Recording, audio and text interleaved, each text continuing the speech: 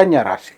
కన్యారాశి వారికి సంబంధించి చూస్తే కనుక జన్మకేతువు, మరి 6వ రవి బుధ శనుల యొక్క సంచారం, సప్తమ శుక్ర రాహుల యొక్క సంచారం, నవమ గురువు, దశమంలో కుజుని యొక్క సంచారం చూస్తున్నాం. ఈ రకంగా కన్యారాశి వారికి ఉన్నటువంటి గ్రహస్థితి ఆధారంగా ఈ యొక్క పక్ష ఫలితాలను పరిశీలిస్తే కనుక, ముందుగా విద్యార్థుల గురించి పరిశీలిస్తే కనుక, విద్యార్థులు చదువులో చాలా ప్రతిభా పాఠవాలతో కూడి ఉంటారు. నిరంతరం కూడా ఉత్సాహంగా కూడా ఉంటారు.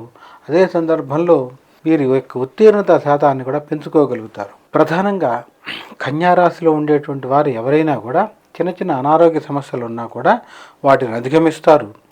మరి విద్యార్థులకు సంబంధించి విదేశీయాన ప్రయత్నం చేయండి. దానికి అనుగుణంగా ముందడుగు పడుతుంది.